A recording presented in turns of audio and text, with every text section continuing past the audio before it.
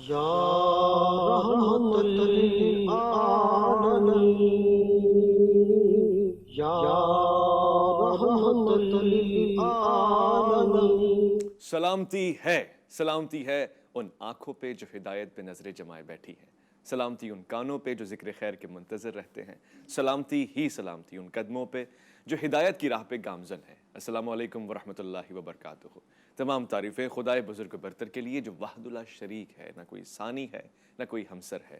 درود لامحدود محبوب رب الودود، راحت العاشقین، مراد المشتاقین حضرت محمد مصطفیٰ، آپ کی آل پاک، آپ کے جانثار انصار اور اصحاب پر۔ عزیزان من، آپ دیکھ رہے ہیں الف لام میم کا یہ خصوصی پروگرام جو ربیع الاول کی مناسبت سے سجایا گیا ہے، اور یہ محفل میلاد کا ایک چھوٹا سا، ایک ہلکا سا، بلکہ زاویہ ہی بدل دیا ہے۔ آج تو ذکر بھی ہے، مناقب بھی ہیں، فضائل بھی ہیں۔ میں آپ کا میزبان محمد اویس ربانی خوش آمدید بھی کہوں گا، اور آپ کو عمدن نیتن خلوص کے ساتھ یہ کہنا چاہتا ہوں کہ آج کے پروگرام میں بچوں کو بھی بٹھائیں۔ آج اتفاق کی، امن کی، اتحاد کی بات ہوگی، اور سب سے زیادہ بڑھ کے اس ہستی کی بات ہوگی جو فخر موجودات ہیں، مقصود کائنات ہیں، خاتم الانبیاء ہیں، رحمت للعالمین ہیں۔ آج رحمت کے انوار بکھریں گے، اور پھر یہ ربیع الاول ہے جس میں بہار آتی ہے، وہ بھی پہلی بہار۔ تو آج پہلی بہار کا ذکر ہوگا تاکہ آپ کے بچوں میں بہار کے عناصر آ سکیں، آپ کے اپنے گھر کی فضا میں بہار آ سکے۔ میں آج کے پروگرام میں جن شخصیات کو اپنے ساتھ لیے بیٹھا ہوں، وہ پاکستان کی خصوصی شخصیات، ہمیشہ امن کی بات کرنے والے، اور ایسے خطیب، ایسے علماء، ایسے ذاکر اور ایسے مشائخ ہیں کہ جن سے لوگ علم کی حدت لیتے ہیں۔ میں خوش آمدید کرنا چاہتا ہوں، میرے ساتھ تشریف فرمائیں، بہت ہی پیارے، بہت ہی شفیق، بہت ہی مہربان، طب پہ بھی خصوصی توجہ رکھتے ہیں، اور پھر وہ جو دل کا مرض ہے نا، اس کا بھی علاج کرتے ہیں۔ ڈاکٹر جمیل راٹھور صاحب، السلام علیکم ورحمۃ اللہ۔ بار بار دینا چاہتا ہوں، ساتھ ساتھ تشریف فرمائیں، بہت ہی پیارے استاد ہیں، پڑھاتے بھی ہیں، لیکچر بھی دیتے ہیں، دین کے معاملات میں عملاً کردار ادا کرتے ہیں۔ ڈاکٹر اسحاق عالم صاحب، السلام علیکم ورحمۃ اللہ۔ وعلیکم السلام ورحمۃ اللہ۔ میں آپ کو بھی خوش آمدید کہتا ہوں، ساتھ ساتھ تشریف فرمائیں، بہت ہی پیارے، میں سمجھتا ہوں کہ علم کے حق و باطل کے فرق کو سمجھانے والے اور اہل بیت کی مودت کی تبلیغ کرنے والے مبلغ بن کے چلتے ہیں، علامہ سید جواد آبدی، السلام علیکم ورحمۃ اللہ۔ وعلیکم السلام ورحمۃ اللہ۔ ساتھ ساتھ بہت پیاری آواز کے مالک ہمارے پاس حافظ حامد رضا بھی تشریف فرمائے، اور آپ سے بھی آج ایک کلام سنیں گے۔ پہلا سوال بنیادی سوال ہے، اور وہ ہر بچے کے دل میں ہوتا ہے، ہر بڑا اس کا جواب جاننا چاہتا ہے۔ میں ڈاکٹر جمیل راٹھور صاحب سے پوچھنا چاہتا ہوں، اتنا عرصہ لگا کائنات کو اپنا اہتمام مکمل کرنے کے لیے، ایک صدی گزر گئی، کتنے انبیاء تشریف لے کر آئے، آخر میں نزول اور یہ ولادت باسعادت کی وجہ کیا ٹھہری؟ اگر پہلے ولادت ہو جاتی تو بہت سے لوگوں کا بھلا پہلے نہ ہو جاتا۔ بسم اللہ الرحمن الرحیم، صلی اللہ علی حبیبہ محمد وآلہ وسلم۔ بے شک اللہ تبارک و تعالی جل وعلا نے تخلیق کے لحاظ سے حضور اکرم صلی اللہ علیہ وسلم کو سب سے پہلے تخلیق فرمایا۔ اللہ کی تخلیق اول پوری کائنات میں، ارضی ہو، سماوی ہو، یا اس سے بیونڈ ہو، آسمانوں سے اوپر ہو، ایون جنت ہو، دوزخ ہو اور عرش ہو، ان ساری کائنات جتنی بھی مخلوق ہے ماں سوائے رب، اللہ تبارک و تعالی نے سب سے پہلے نور محمد مصطفیٰ کو اپنے نور سے پیدا فرمایا، اپنے نور کے فیض سے پیدا کیا۔ ٹھیک ہے نا، یہ حدیث مبارک نشر الطیب میں موجود ہے، اور دیگر کتب احادیث میں حضرت جابر نے سوال کر ڈالا، یا رسول اللہ سب سے پہلے اللہ نے کس کو تخلیق کیا؟ فرمایا، یا جابر خلق قبل الاشیاء نور نبیک من نورہ۔ اللہ تبارک و تعالی نے سب سے پہلے اس کائنات میں اپنے نور کے فیض سے تیرے نبی کے نور کو پیدا کیا، لہٰذا وہ نور جو ہے وہ اول ہے، ظہور سب سے آخر میں ہے۔ کیوں کہا؟ اس لیے کہ اللہ تبارک و تعالی نے حضور اکرم تاجدار کائنات صلی اللہ علیہ وسلم کو اول بھی بنایا، آخر بھی بنایا، ظاہر بھی بنایا، باطن بھی بنایا۔ پہلے اللہ تبارک و تعالی کے جلووں میں چھپے رہے، اور پھر اللہ کی توحید کا نور لے کر اور پیغام لے کر آئے، تو پوری کائنات کو پر آپ نے توحید کو ظاہر فرما دیا۔ اور اول اس لیے ہے کہ تخلیق میں سب سے اول ہے، اور آخر اس لیے ہے کہ ساری کائنات میں سارے نبیوں میں سب سے آخر ہے، آپ کے بعد کوئی نبی نہیں ہے۔ اور یہ قاعدہ بھی یہی ہے، اگر آپ دائرہ بنائیں، جو نقطہ پہلے ہوتا ہے گھوم کر وہی آخر ہوتا ہے۔ ٹھیک ہے نا، تو حضور اول بھی آخر، اور پوری دنیا اس کے درمیان ہے۔ پورا ایک آپ اگر گول اسکوائر کھینچیں، تو جہاں سے آپ آغاز کریں گے، جب آپ پورا ایک چکر اسکوائر پورا کمپلیٹ کریں گے تو وہیں پر اختتام ہوگا۔ اس کا مطلب ہے کہ پوری دنیا حضور کے اول اور آخر کے درمیان آ گئی ہے۔ ٹھیک ہے نا، اس لیے اللہ نے ایسا کیا ہے، حبیب تو دیکھ لے آدم علیہ الصلوۃ والتسلیم نے کس طرح تبلیغ کی، ان کے فرما بردار کون تھے، نافرمان کون تھے، پھر نوح علیہ نبینا آئے، ان کے متعلق ان کے ماننے والے نہ ماننے والے، اسی طرح دیگر انبیاء آتے رہے، بھی جدید انبیاء کا سلسلہ شروع ہوا، حضرت ابراہیم علیہ السلام، حضرت اسماعیل علیہ السلام، حضرت اسحاق علیہ السلام، اور پھر موسیٰ اور عیسیٰ علیہ نبینا علیہ الصلوۃ والتسلیم تک۔ تو حضور اکرم صلی اللہ علیہ وسلم فَكَيْفَ إِذَا جِئْنَا مِنْ كُلِّ أُمَّةٍ بِشَهِيدٍ وَجِئْنَا بِكَ عَلَىٰ هَٰؤُلَاءِ شَهِيدًا۔ قرآن یہ کہتا ہے کل قیامت میں آخری اور حتمی گواہی اور شہادت اللہ کے پیارے حبیب لبیب علیہ الصلوۃ والتسلیم دیں گے۔ معذرت، وہ حدیث مبارک صحیح مسلم کی، حضور اکرم صلی اللہ علیہ وسلم اس مقام پر تلاوت کرتے ہوئے، ابن مسعود فرماتے ہیں میں تلاوت کر رہا تھا، جب اس مقام پر پہنچا تو حضور اکرم صلی اللہ علیہ وسلم کی چشمان مقدس سے آنسو جاری و ساری ہو گئے کہ کل قیامت میں آپ گواہی دیں گے۔ ہوگا کیا؟ اللہ ساری امم کو جمع فرمائے گا، امتوں کو، اور ان سے کہے گا کہ تم نے کیا کیا، تم نے کیا نہیں کیا۔ تو بہت سارے یہ لوگ کہیں گے کہ اللہ اس پر گواہ کیا ہے، تو اللہ تبارک و تعالیٰ ان نبیوں کی گواہی لائے گا۔ اللہ اکبر۔ ان نبیوں کو بھی لوگ جو ہے وہ اپنے انداز سے جھٹلانے کی کوشش کریں گے، تو اللہ تبارک و تعالیٰ غلامان مصطفیٰ سے کہے گا کہ اب تم گواہی دو۔ وہ ہم پر بھی معترض ہوں گے کہ اللہ تو سب سے آخر میں آئے ہیں، پھر حتمی اور قطعی گواہی رسول خدا صلی اللہ علیہ وسلم دیں گے، اور ان پر اعتراض نہیں ہو سکے گا، اس لیے کہ ظہور میں سب سے اول سب کو دیکھ رہے تھے، اور اس کائنات میں اول تخلیق میں اول، ظہور میں آخر، لہٰذا کوئی اعتراض نہیں کر سکے۔ آپ کہیں گے کہ لوگوں میں پہلے سے لے کر آخر تک کے سارے اعمال کو جانتا ہوں، لہٰذا میں اب یہ کہہ رہا ہوں کہ یہ جہنمی ہے، جنتی ہے۔ سبحان اللہ۔ میں یہ سوال خاص طور سے پوچھنا چاہتا ہوں چونکہ آپ نے بات کی، ہم تو خوش قسمت ہو گئے آپ کی ولادت با سعادت کے ساتھ۔ ڈاکٹر اسحاق عالم صاحب، وہ لوگ جو آپ سے قبل دنیا میں آئے چلے گئے، چاہے وہ کسی اور مذہب سے مسلک سے تعلق رکھتے ہوں، اور پھر وہ لوگ جو ہم جیسے ہیں جن کو بعد میں تعلیمات ملی، ہم خوش قسمت قرار پائے، تو کہیں یہ سوچ آتی ہے کہ کہیں وہ اس فیض سے محروم تو نہیں رہ گئے؟ کیا ان کی کوئی خطا تھی کہ ان کو سرکار کی ہستی اور آپ کی تعلیمات اور آپ کی شریعت نہیں ملی؟ بسم اللہ الرحمن الرحیم، نحمدہ ونصلی علی رسولہ الکریم، اما بعد۔ پہلے والے افراد اور بعد والے افراد دونوں قوموں میں کافی فرق ہے، اور انبیاء علیہم الصلوات و تسلیمات میں بھی آپ دیکھیں تو اس میں بھی اللہ پاک نے فرق مراتب رکھیں، درجات رکھیں، اور اسی طریقے سے امتوں کے اندر بھی اللہ پاک نے درجات رکھیں۔ ظاہر ہے کہ نبی اکرم صلی اللہ علیہ وسلم کی بعثت جب تک عمل میں نہیں آئی تھی تو قرآن کریم کی آیات اس پر شاہد ہیں کہ بنی اسرائیل کو اللہ پاک نے دنیا میں عروج بھی عطا فرمایا تھا، اور باقی ملتوں کے اوپر، اقوام کے اوپر فضیلت بھی عطا فرمائی تھی۔ لیکن جب آقا علیہ الصلوۃ والسلام تشریف لائے اور آپ کو اللہ پاک نے صحابہ کرام کی صورت میں اور بعد کے لوگوں کی صورت میں بہترین امت عطا فرمائی، تو پھر نبی اکرم صلی اللہ علیہ وسلم کی آمد سے آپ کے دور کے افراد اور آپ کے صحابہ کرام کے بعد میں آنے والے افراد سب کو اللہ سبحانہ و تعالیٰ نے ایک مقام عطا فرمایا۔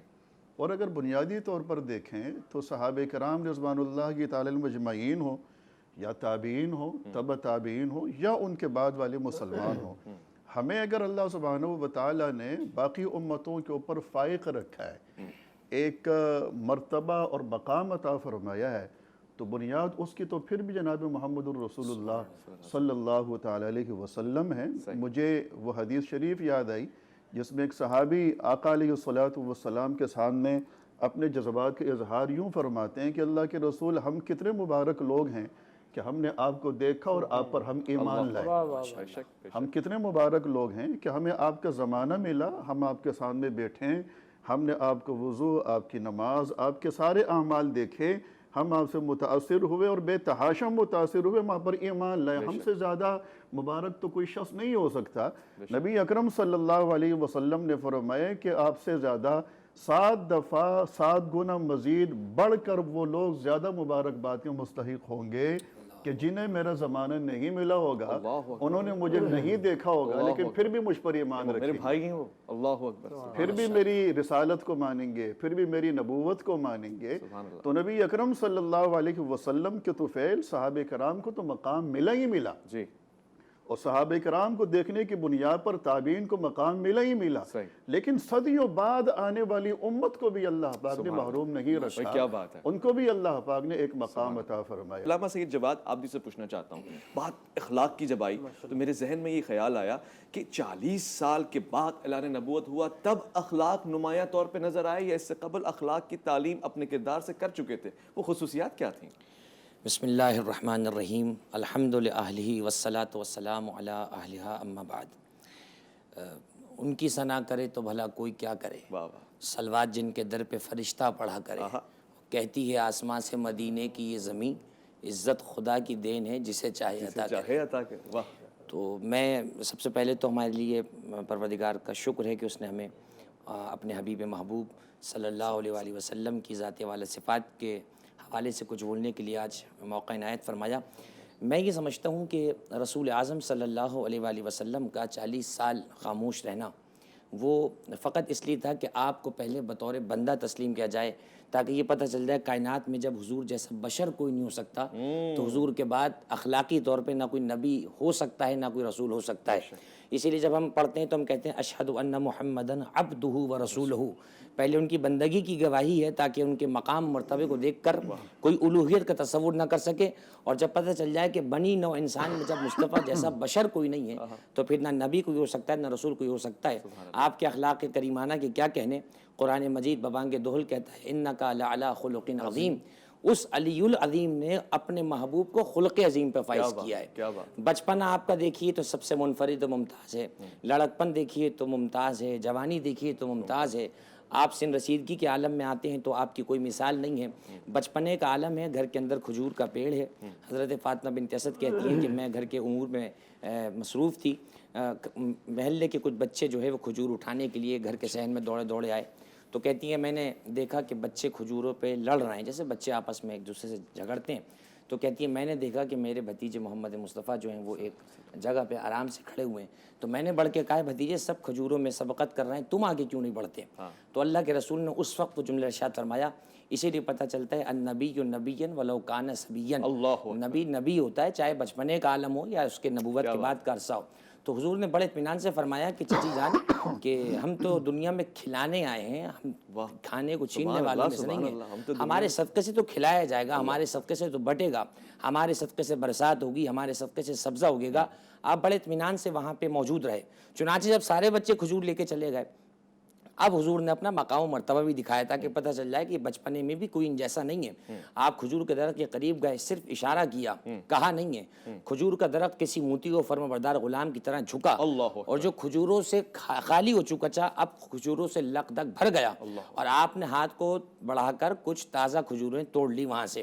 یہ کوئی مقام تعجب نہیں ہے، مقام حیرت نہیں ہے، اس لیے کہ جب حضرت عیسیٰ علیہ السلام کے لیے دسمبر کے مہینے میں تازہ کھجوریں آ سکتی ہیں جو کہ کھجور کا مہینہ ہی نہیں ہے، تو جو فخر انبیاء علیہ السلام ہے اس کے لیے اگر بن موسم سے کھجوریں آ جائیں، یہ بچپنے کا عالم ہے۔ راستے سے جا رہے ہیں کہ مکے کے لوگ کہتے ہیں کہ ہم نے کبھی بچوں کے ساتھ کھیلتے ہوئے نہیں دیکھا، کبھی کسی غیر ایسی سرگرمی میں نہیں دیکھا جو غیر اخلاقی ہو، کبھی اونچی آواز میں نہیں دیکھا، کبھی حد سے زیادہ دوڑتے ہوئے نہیں دیکھا، کبھی بہت ہلکا چلتے نہیں دیکھا، بہت اونچا بولتا نہ پایا، بہت ہلکا نہ پایا، اپنی گفتگو کے اندر بہت تیز نہ تھے بہت ہلکے نہ تھے، یعنی ایک ایسا ٹھہرا ہوا حضور کا مزاج اور زندگی، اور ایسے ہی مزاج کے لیے پھر اللہ نے کہا لقد کان لکم فی رسول اللہ اسوۃ حسنہ۔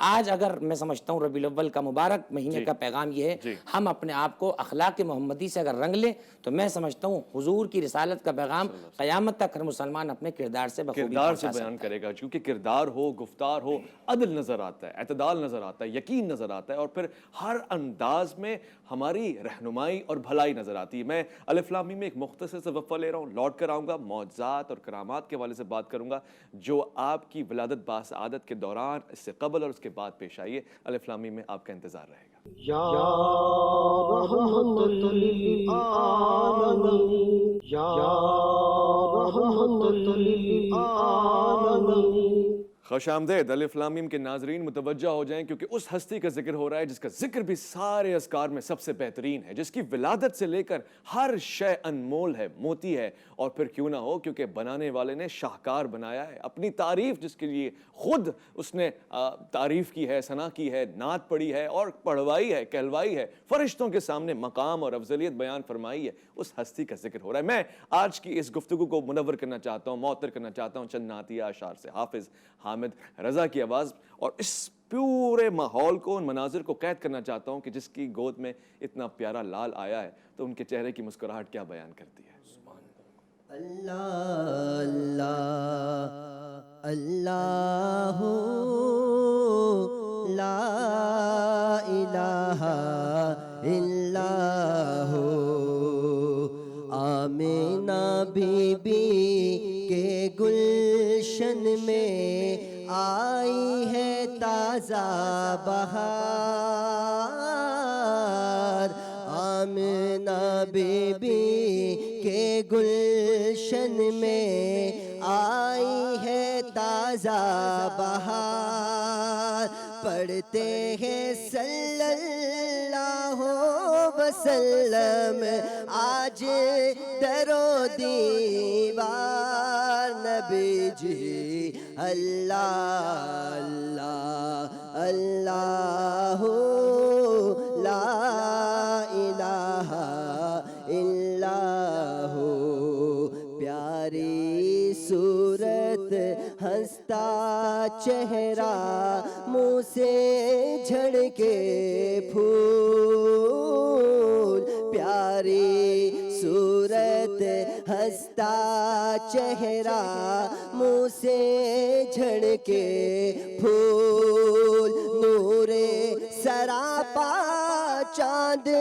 سا چہرہ، نور سراپا چاند سا چہرہ، حق کا پیارا رسول، نبی جی اللہ اللہ اللہ لا الہ الا ہو، اللہ اللہ اللہ لا الہ الا ہو، جبریل آئے جھولا جھولانے، جبریل آئے جھولا جھولانے، جبریل آئے جھولا جھولانے، لوری دے ذیشان، سو جا سو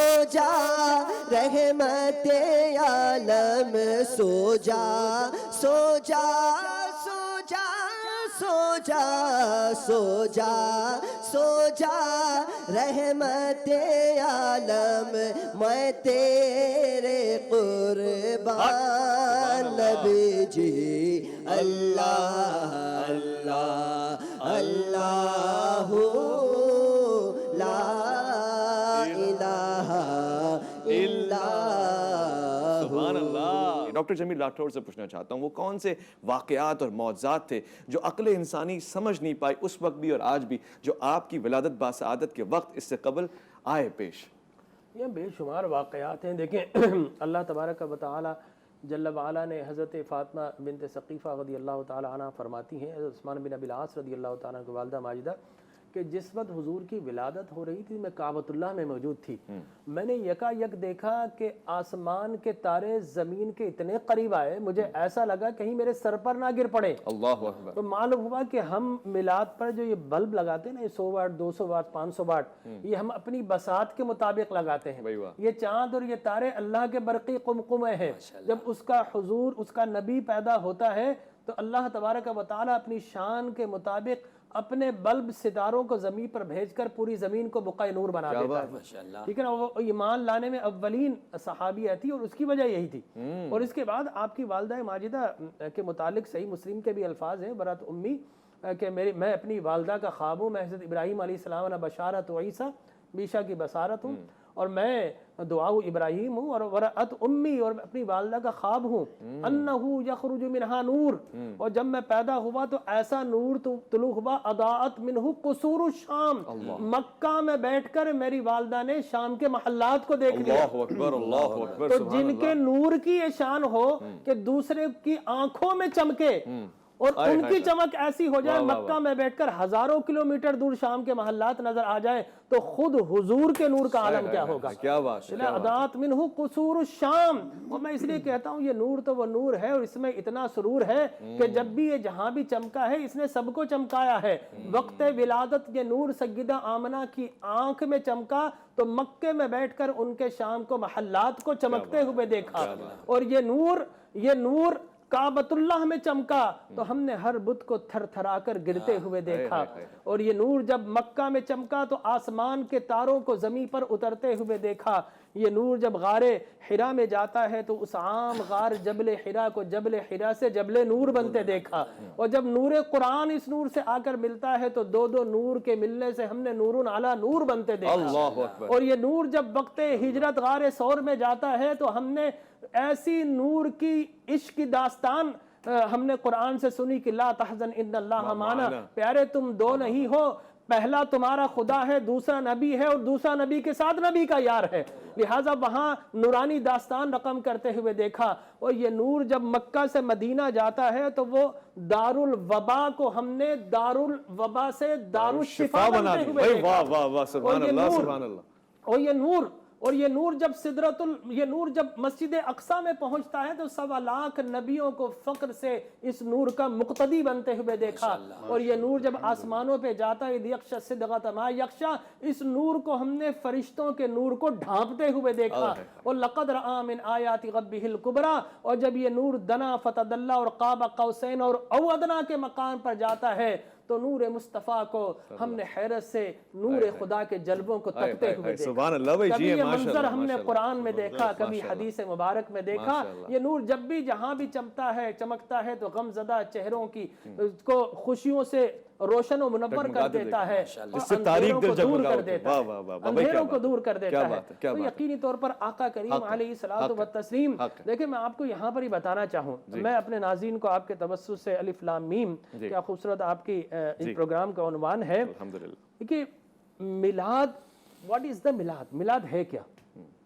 میلاد کو سمپلیفائی کروں اور حقیقت کے عنوان سے اگر اس کو بیان کروں میں تو میلاد 2 لفظوں کا مجموعہ ہے، ذکر مصطفیٰ اور شکر خدا۔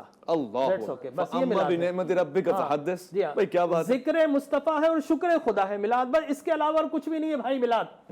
جب ذکر مصطفیٰ کرتے ہیں تو وَرَفَعْنَا لَكَ ذِكْرَكَ کی صدائیں آتی ہے، ان اللہ وملائکتہ یصلون علی النبی کی صدائیں آتی ہے، اور جب شکر خدا کرتے ہیں تو ہم کہتے ہیں کہ اللہ تو خالق ہے، اگر تو چاہتا ہمیں پتھر بنا دیتا، تیرا شکر ہے تو نے ہمیں جمادات میں پیدا نہیں کیا، تو چاہتا تو نباتات بنا دے، تیرا شکر ہے تو نے ہمیں درختوں میں پودوں میں پیدا نہیں کیا، اے اللہ تو چاہتا تو حشرات الارض بنا دیتا، چونٹیاں بنا دیتا، تیرا کتنا بڑا شکر ہے کہ تو نے ہمیں پیدا نہیں کیا، تو چاہتا تو ہمیں جانور و بہائم میں پیدا کر دیتا، نہیں کیا، اے رب کریم تیرا کتنا بڑا کرم ہے کہ تو نے ہمیں انسانوں میں پیدا کیا، اور سب سے بڑھ کر کرم یہ ہے کہ تو نے ہمیں غلامان مصطفیٰ میں پیدا کیا۔ بہت خوب، اور میں تو میرا دل کہہ رہا ہے کہ اگر ہم کنکروں میں پیدا ہوتے تو بھی وہ والے کنکر ہوتے جو نبی کا کلمہ پڑھتے ہیں، پتھروں میں ہوتے تو وہ ہوتے جو سلام بیچتے جناب آمنہ پہ، درختوں میں شجر میں ہوتے تب بھی وہی ہوتے، عشق مصطفیٰ ہے۔ ڈاکٹر صاحب فرما رہے ہیں نور کی کیفیت، انوار کی کیفیت، چہرہ ہے کہ انوار دو عالم کا صحیفہ، آنکھیں ہیں کہ بحرین تقدس کے نگی ہیں، ماتھا ہے کہ وحدت کی تجلی کا ورق ہے، اور عارض ہیں کہ والفجر کی آیت کی امی ہے۔ یہ نور ہے کیا؟ نور سے مراد کیا ہے؟ بہت سے لوگ نور کے معاملات میں الجھ جاتے ہیں، کوئی بلب سمجھتے ہیں، ستارہ سمجھتے ہیں، نور ہے نور نہیں ہے، یہ بحث ختم نہیں ہوتی۔ بسم اللہ الرحمن الرحیم۔ یہ اللہ تعالیٰ کی ایک ایسی خلقت ہے، ایک ایسی مخلوق ہے کہ جس کی تشبیہ ہم آج کی لائٹوں سے دے نہیں سکتے، آج کے کسی قمصمے سے، آج کی کسی چراغ سے۔ حضرت عیسیٰ علیہ الصلوۃ والسلام کے بارے میں اللہ پاک نے فرمایا نا وَلَا تَقُولُوا ثَلَاثَ انتہوا خَيْرًا لَكُمْ إِنَّمَا اللَّهُ إِلَٰهٌ وَاحِدٌ سُبْحَانَهُ أَن يَكُونَ لَهُ وَلَدٌ لَهُ مَا فِي السَّمَاوَاتِ وَمَا فِي الْأَرْضِ أَلْقَاهَا إِلَىٰ مَرْيَمَ وَرُوحٌ مِّنْهُ وہاں اللہ پاک نے یہ فرمایا کہ عیسیٰ علیہ السلام کے اندر جو روح گئی تھی اس کو بھی ڈائریکٹ پیدا کرنے والے ہم ہیں. کیا بات ہے. اسی سے عیسیٰ علیہ السلام کو ہم نے وجود بخشا. بے شک. اب نبی اکرم صلی اللہ علیہ وسلم کی طرف جس نور کی نسبت ہوتی ہے، آج کے الفاظ وہ اس چیز کو، اس کی کیفیت کو، اس کی حقیقت کو کما حقہ بیان نہیں کر سکتے. وہ چیزیں تو بیان نہیں ہو سکتی. بے شک. ہم اتنا ضرور کہہ سکتے ہیں کہ بی بی آمنہ نے یہ کہا کہ آپ کی ولادت نہیں ہوئی تھی کہ میرے جسم سے ایک نور پھوٹا اور وہ پورے آسمان پر جا کر پھیل اللہ گیا. اکبر. یہ چیزیں ہم بیان کر سکتے ہیں. بے شک. لیکن آج جب ہمارے ہاں ایک نور کا لفظ بولا جاتا ہے اور اس سے ہمارے دماغوں میں ایک تصور آتا ہے کہ جی یہ جو بلب ہے، یہ جو لائٹ ہے، یہ بھی ایک نور ہے، تو آقا علیہ السلام کا تو ایک ایک عمل نور تھا، آپ کی ایک ایک ادا نور تھی. جن معجزات کا تھوڑی دیر پہلے ذکر ہو رہا تھا، آپ کا ایک ایک معجزہ سراپا نور تھا. ہر وہ چیز نور ہے جس سے میرے آقا کی تعریف ہوتی ہے اور ان کی ثنا ہوتی ہے اور ان کی تعریفات کے پل باندھے جاتے ہیں. ایسے تھوڑی نا مدینہ منورہ ہے، آپ کے نور سے تو منورہ ہے. بالکل. نبی اکرم صلی اللہ علیہ وسلم کے حوالے سے معجزات کی بات ہو رہی تھی. معجزات کیا ہیں؟ معجزات نبی کی حقیقت کو مزید واضح کرتے ہیں. ہر معجزہ ایک دلیل ہوتا ہے، ایک بین واضح ثبوت ہوتا ہے اس پیغمبر کی رسالت کے حق ہونے پر، اس پیغمبر کی نبوت کے حق ہونے کے اوپر لوگوں کو جھنجھوڑا جاتا ہے کہ اب تو آ کر مان لو، اب کیا ہو گیا، نہ ماننے کی کوئی جواز تو بنتا بھی نہیں ہے. نبی اکرم صلی اللہ علیہ وسلم نے تو بعد میں کسی موقع پر یہ بھی ارشاد فرمایا تھا کہ میں مکہ مکرمہ کی گلیوں میں پڑے ان پتھروں کو آج بھی جانتا ہوں کہ نبوت سے پہلے جب میں وہاں سے گزرتا تھا تو وہ پتھر مجھے سلام پیش کرتے تھے. آج بھی کرتے ہیں. تو میں آج بھی ان پتھروں کو جانتا ہوں ایک ایک کر کے کہ جب میں وہاں کی گلیوں سے گزرتا تھا نا تو وہ پتھر مجھ پر سلام پیش کرتے تھے. وہ ابو جہل کی مٹھی میں جو کنکر تھے، جب اس نے ایک توہین آمیز رویے میں اور لہجے میں نبی اکرم صلی اللہ علیہ وسلم سے کہا تھا کہ بتائیں تو صحیح، آپ اتنی بڑی بڑی باتیں کرتے ہیں، اتنا بتا دیں کہ میری مٹھی میں کیا ہے. اللہ کے رسول نے فرمایا کہ یہ بتاؤ کہ میں بتاؤں، میری زبان بتائیں، یہ تمہاری مٹھی میں جو کنکر ہیں یہ خود بتائیں. اس میں سے آواز آئی تھی نا اشہد ان لا الہ الا اللہ. لیکن مجھے حیرت ہوتی ہے کہ ہمارے کئی سارے پڑھے لکھے لوگوں نے، مجھے معاف کیجئے گا اگر وہ لوگ پڑھے لکھے نہیں تھے، میرے خیال میں جو میرے نبی کے اخلاق، آپ کے معجزات، آپ کے بہت ساری چیزوں کی حقیقت کے حوالے سے ایک منفی رویہ رکھتے ہیں، تو میں نہیں سمجھتا کہ وہ پڑھے لکھے لوگ ہوں گے. پڑھے لکھے جاہل ہیں. میں نہیں سمجھتا کہ ان کو بھی اللہ پاک نے کوئی علم عطا فرمایا ہوگا. معجزات کا انکار کر دیا. موسیٰ علیہ السلام نے لاٹھی اٹھائی اور ایک پتھر میں مارا، وہاں سے 12 چشمے پھوٹ پڑے، وہاں سے پانی ابل پڑا. تو لکھنے والوں نے یہاں تک لکھا کہ وہ پتھر میں سے پانی تھوڑی نکلا تھا، وہ تو نیچے زمین میں سے نکلا تھا، اللہ پاک نے اس کے اندر سے نکال دیا تھا. جب یہاں کے اسکرو ڈھیلا ہو جاتا ہے تو پھر باتیں بہت ساری ہماری زبانوں پر آ بھی سکتی ہیں. اور علامہ صاحب آپ کی طرف جب میں توجہ کر رہا ہوں تو میرا دل کر رہا ہے کہ اس شخصیت سے، اس ہستی سے سنیں جو بچپن سے لے کر آخری وقت تک ساتھ رہی ہے. حضرت علی کرم اللہ وجہ کیا بیان فرماتے ہیں، حضور کیسے تھے، خد و خال کیسا تھا؟ بسم اللہ الرحمن الرحیم. یقیناً نویز بھائی ایسا ہی ہے کہ ہم تک جو حضور کا حلیہ، حضور کی سیرت طیبہ پہنچی ہے، وہ ہم سب کو کوئی خواب نہیں آیا، نہ محدثین مورخین کو خواب آئے انہوں نے اٹھ کے صبح کتابیں لکھ دیں. یہ صحابہ کرام ہی تھے جن کے سینہ بسینہ یہ چیزیں ہم تک پہنچی، جو ان کے مشاہدات میں رہا، جو انہوں نے دیکھا، جو حضور کو محسوس کیا. ایک جملہ بھی جیسے مفتی صاحب نے، ڈاکٹر صاحب نے بیان فرمایا، نور کی کیفیت کو یقیناً بیان نہیں کیا جا سکتا. اور جب ہم بات کرتے ہیں نور کا لفظی معنی روشنی ہے، لیکن آپ جانتے ہیں ایک کسی چیز کا ترجمہ ہوتا ہے، کسی چیز کا معنی ہوتا ہے. نور کا ترجمہ روشنی ہو سکتا ہے، نور کا معنی ترجمہ، نور کا جو ترجمہ ہے وہ روشنی ہے، لیکن نور کا معنی روشنی نہیں ہے. لغت کے اندر نور کا معنی خود لکھا ہے، النور هی کیفیت ظاہرۃ بنفسها ومظہرۃ لغیرها. نور اس کیفیت کو کہتے ہیں جو اپنے آپ میں روشن ہو اور دوسرے کو نور کی خیرات تقسیم کرے. میرے رسول کو جو نور کہا گیا اسی لیے کہا گیا کہ مصطفیٰ دنیا کو خیرات تقسیم کریں گے، مصطفیٰ کبھی کسی سے لیتے ہوئے نظر نہیں آئیں گے. حضور جاہل کو علم کی خیرات دیں گے، بے امنوں کو امن کی خیرات دیں گے، حضور جو ہے اسلام کی خیرات دیں گے، ایمان کی خیرات دیں گے. تو جو کچھ بٹے گا وہ حضور کی ذات سے کائنات میں تقسیم ہوتا جائے گا. یہی سادی سی نور کی تعبیر ہے. اس کے علاوہ جو ڈاکٹر صاحب نے بیان فرمایا، اللہ کا اس میں صفت ایک نور ہے، اس کیفیت میں انسان نہیں جا سکتا، وارد نہیں ہو سکتا، وہ ہمارا میدان ہے ہی نہیں. ہمیں اتنا سمجھنا ہے کہ اللہ نے اگر حضور کو قرآن میں نور کے ساتھ متصف کیا ہے تو اس سے مراد یہ ہے کہ ایک پاک پیکر انسانی کے اندر جیسے ظاہری آلائش انسانی سے بھی پاک رکھا ہے. جب ہم انسانی پیکر کہہ رہے ہیں تو وہ ہمارے جیسے قطعاً نہیں ہے, وہ ہماری ولادت سے ماورا ہے. ہماری لیے جو معاملات ہیں, ہمارے جسم سے جناب فضلات کا خارج ہونا ہے, پسینے دی معاملات ہیں, ان سب سے حضور کو منزہ رکھا ہے. علماء نے اپنے مقام پہ لکھا ہے. خلاصتاً عرض یہ کروں, کسی نے امیر کائنات سے پوچھا تھا کہ حضرت رسول اعظم کے کچھ اخلاق بیان فرمائیں, تو مولا علی نے مسکرا کے بتایا کہ یہ بتا کہ اللہ کی نعمتیں کتنی ہیں. تو اس نے کہا دنیا کی نعمتیں اتنی ہیں میں کیسے گن سکتا ہوں. اللہ امیر المومنین فرمایا کہ قرآن تو فرماتا ہے متاع الدنیا قلیل, کہ دنیا کی نعمتیں تو بہت تھوڑی ہیں. اس نے کہا یا علی قلیل ہونے کے باوجود بھی اتنی ہے کہ میں نہیں بتلا سکتا. تو مسکرا کر کہا واپس چلا جا, جب تو قلیل کا احاطہ نہیں کر سکتا تو میں خلق عظیم کا احاطہ کہاں سے کروں. فرمایا میں نے مصطفیٰ کو جب دیکھا ہے بچپن سے, اور جملہ مجھے آج میں پڑھ رہا تھا, حضرت امیر کائنات فرماتے ہیں, اور یہ دیکھیں میں کہتا ہوں کہ احترام رسالت صحابہ کرام سے لے کر جائیں, صحابہ کرام سے ہی سیکھیں. آج کہیں کسی کے جگہ سے لکھا نہیں ملے گا, انہی سینوں سے لیں. حضرت علی صحابی بھی ہیں نا, اہل بیت بھی ہیں, فرماتے ہیں انا عبد من عبید محمد, میں محمد کے غلاموں میں سے غلام ہوں. علماء نے یہاں پہ لکھا یا غلام سے مراد وہ آقا غلام والا معاملہ نہیں تھا, کیونکہ عبد کا ایک معنی مطیع, عبد مطیع کے بھی ہوتا ہے.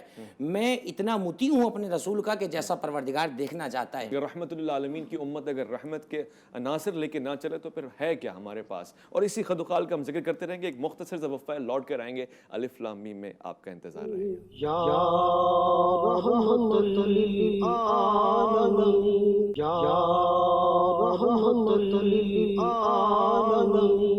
قد ہے کہ نبوت کے خد و خال کا معیار, بازو ہیں کہ توحید کی عظمت کے علم ہے, سینہ ہے کہ رمز دل ہستی کا خزینہ, اور لب صورت یاقوت شعاؤں میں دھلے ہیں. میں خد و خال سرکار محمد مصطفیٰ صلی اللہ علیہ وآلہ وسلم کا ذکر کرنا چاہتا ہوں, اور اسی طرح سے لفظ بلفظ سینہ بسینہ یہ ذکر چلتا آیا. ڈاکٹر صاحب اب مختصراً اگر آپ کی چال ڈھال اٹھنے بیٹھنے پہ نگاہ ڈالیں, گو کہ ام المومنین فرما چکی ہیں کہ تم نے قرآن کو نہیں پڑھا, مگر اگر قرآن سے بھی قطع نظر ایک پل کے لیے سمجھیں کہ ایک خیر البشر کیسے چلتا تھا, رفتار کیا تھی, تو پھر کیا بیان کریں گے؟ سبحان اللہ, ماشاء اللہ, کیا کہنا. لیکن میں بتاؤں کہ آقا کریم علیہ الصلوۃ والتسلیم کی بے شمار اللہ نے جہاد بنائی. ہمارا یہ ایمان ہے کہ حضور کو جو بشر نہ سمجھے وہ مسلمان نہیں ہو سکتا. اچھا, ہمارا حضور کی بشریت پر ایمان ہے, بے شک, لیکن جب بھی زبان کھلے گی آقا کی نورانیت میں کھلے گی. واہ واہ واہ. ٹھیک ہے نا, یہ صحابہ کا طریقہ ہے. اب اس سے جالیے بھائی, اب دو طبقات تھے نا, ابو جہل اور ابو لہب اور صدیق عمر عثمان و علی. ٹھیک ہے نا, ابو جہل ابو لہب جب بھی دیکھتے تھے کہ ہذا بشرا, یہ تو بشر ہے, ٹھیک ہے نا, ہماری طرح کھاتا ہے, ہماری طرح پیتا ہے. وقالوا ما لهذا الرسول يأكل الطعام ويمشي في الاسواق, ہماری طرح کھاتا ہے, ہماری طرح بازاروں میں چلتا ہے. وہ جب بھی دیکھتے تھے, دیکھنے کی اینک الگ جدا جدا تھی, شخصیت ایک تھی. وہ جب بھی دیکھتے تھے کہتے تھے ہماری طرح بشر ہے, ہماری طرح گلیوں میں چلتا ہے. صدیق عمر عثمان و علی دیکھتے تو مدینے کی گلیاں پسینے مصطفیٰ سے مہکتی ہوئی نظر آتی. لہٰذا وہ جب بھی دیکھتے ہماری طرح بشر ہے, صدیق عمر عثمان و علی دیکھتے تو انہیں بشریت مصطفیٰ میں چمکتی دمکتی نورانیت مصطفیٰ نظر آتی تھی. لہٰذا یہ میں آپ کو بتاؤں کہ بشریت پر ایمان ہے, زبان فضیلت پہ کھلے گی. یہ مجھے پوری, میں نے بہت تلاش کیا, میں کم علم ہوں, لیکن مجھے کسی صحابی کا یہ قول نظر نہیں آیا کہ رسول اللہ میری طرح ہے, میری طرح بشر ہے. بشریت پر ایمان ہے ہمارا, لیکن زبان فضیلت پہ کھلے گی. جنہوں نے فقط فضیلت کو مانا وہ عیسائی ہو گئے, اور جنہوں نے فقط صاحب بشریت کو مان لیا, اس کو نہ مانا, وہ دوسرا طبقہ کفار ہو گئے. کفار نے بشریت مانی, فضیلت نہیں مانی. اور جنہوں نے دونوں کو ملا دیا وہ جھوٹے مذبذبین ہو گئے. اور جنہوں نے بشریت پر ایمان رکھا, زبان فضیلت پر کھلی, وہ اہل ایمان ہو گئے. لہٰذا میں یہ سمجھتا ہوں کہ حضور اکرم تاجدار کائنات صلی اللہ علیہ وسلم کو اللہ نے ساری جہاد عطا فرمائی. مثال کے طور پر لائٹ چلتی ہے, بنتی ہے ڈیمز میں, اس کے بعد چل کر آتی ہے ایک ہی سیکوینس, ایک ہی جنس کے ذریعے کاپر وائر کے اندر یا آئرن وائر کے اندر, جو بھی آپ لے لیے, سلور لے لیجئے. اس کے بعد آ کر آئی آپ کے پاور ہاؤس میں, اسٹیشنز میں, وہاں سے پھر کیبلز کے ذریعے چلی آپ کے سب اسٹیشن میں آئی, ایک ہی جنس سے. سب اسٹیشن سے چل کر آپ کے پی ایم ٹی سے چل کر آپ کے مین پاور سوئچ میں, وہاں سے آ کر آپ کے کسی اور سوئچ بورڈ میں آ گئی. ٹھیک ہے نا. اب سوئچ بورڈ اور بلب اس کے درمیان اگر آپ دھاگا باندھ دیں گے تو کرنٹ چلے گا؟ نہیں, کرنٹ نہیں چلے گا, اس لیے کہ آپ نے جنس تبدیل کر دی. اب اگر آپ سوئچ بورڈ میں ہاتھ لگائیں گے تو کوئی بھی ہاتھ نہیں لگانے دے گا. ٹھیک ہے نا. اسی طرح اب بلب جو ہے نا, اس میں دو صلاحیتیں. بلب کو آپ ہاتھ لگائیں گے تو آپ کو کرنٹ نہیں لگائے گا, اور جلے گا تو پوری कमरे को रोशन कर देगा। इस बल्ब में दो क्वालिटीज है, वहां सीक्वेंस ऐसे, लिहाजा मैं समझता हूं अल्लाह भी नूर अपनी शान के मुताबिक, कुरान भी नूर, जिब्राइल भी लाने वाले नूर, मोहम्मद मुस्तफा भी नूर, लिहाजा आप में दो क्वालिटीज थी बल्ब की तरह कि आप जो है नूर बनकर अल्लाह के नूरानी कलाम को नूरानी जिब्राइल से वसूल करते थे और बशर बन के उन्हें गुलामों में तकसीम किया करते थे। खूबसूरत तमसील। आज डॉक्टर साहब टिप से निकल के फिजिक्स के हवाले से भी बयान फरमा रहे हैं, माशाल्लाह। रवैया क्या था, दुश्मनों के साथ क्या किरदार अपनाया? लोग तो दोस्तों के साथ आसान तरीका अपनाते ही हैं, मयार तो ये है कि दुश्मनों के साथ क्या अखलाक है, ये बयान फरमाएं।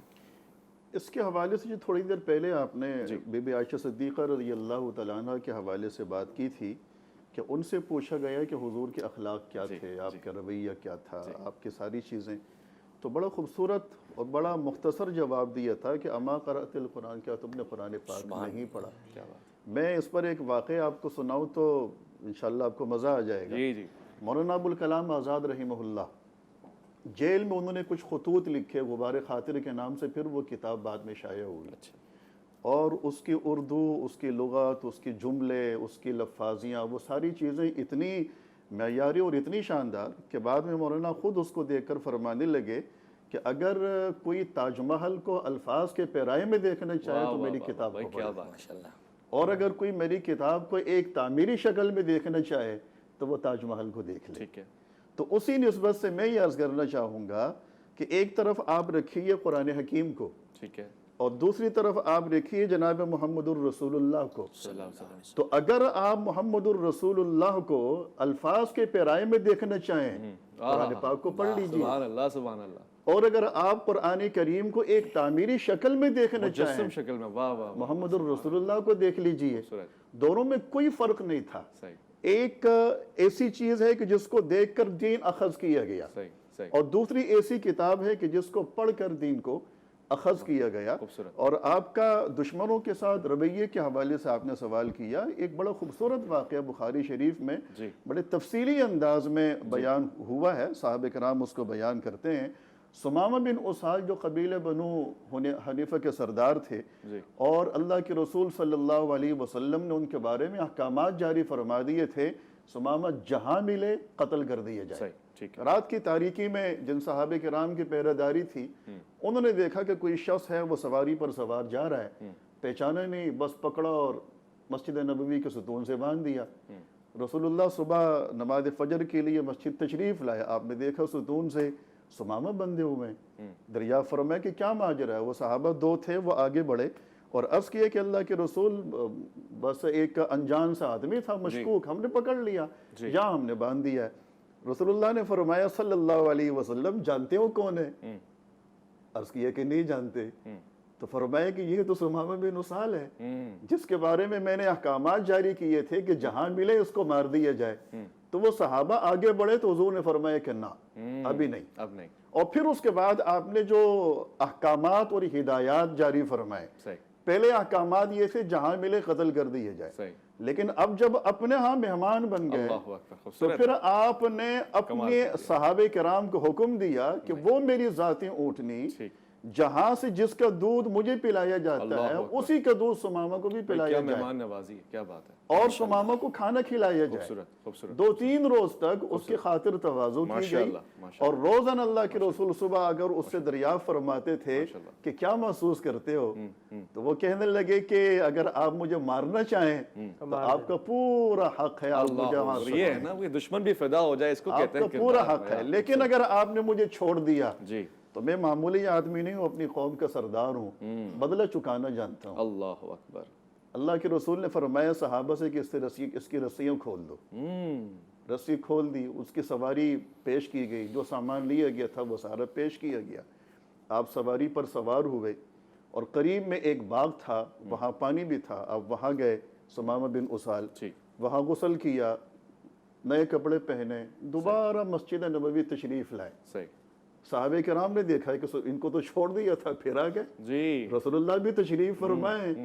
साहबे किराम को रसूलुल्लाह को मुखातिब करते हुए सुमामा बिन उसाल ने जो तारीख़ी जुमला उस वक्त कहा था, कहने लगे मोहम्मद रसूलुल्लाह सल्लल्लाहु अलैहि वसल्लम को मुखातिब करके कि अल्लाह के रसूल, आज से पहले मुझे दुनिया में जिस शख्स से सबसे ज़्यादा नफरत थी वो आप थे। अच्छा, لیکن آج کے بعد مجھے جس شخص سے سب سے زیادہ محبت ہے وہ آپ ہیں. اللہ اکبر. بھائی کیا بات ہے. اور پھر اپنی تلوار لہراتے ہوئے کہنے لگے اس تلوار کے نیچے آج تک اگر گردن آئی ہے تو وہ کسی مسلمان کی آئی ہے، لیکن آج کے بعد آپ دیکھیں گے اس تلوار کے نیچے کسی مسلمان کی نہیں بلکہ مشرک کافر کی گردن ہے. میں شکریہ کہنا چاہتا ہوں ڈاکٹر جمیل راٹھور کو، ڈاکٹر اسحاق عالم کو، علامہ سید جواد آبدی کو، حافظ حامد رضا کو، اور خصوصاً آپ کو کہ آپ کی توجہات آج نیکی اور ثواب بٹور رہی تھی، اور اس کا جب ذکر کریں گے تو پھر مبلغ کہلائیں گے آپ. اپنا بہت خیال رکھیں گے، آپ اپنے سے بڑھ کے خیال رکھیں گے ملک پاکستان کا، اللہ کے فرمان کا. اللہ کی امان. یا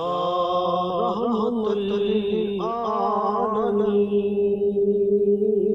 یا رحمت للعالمین.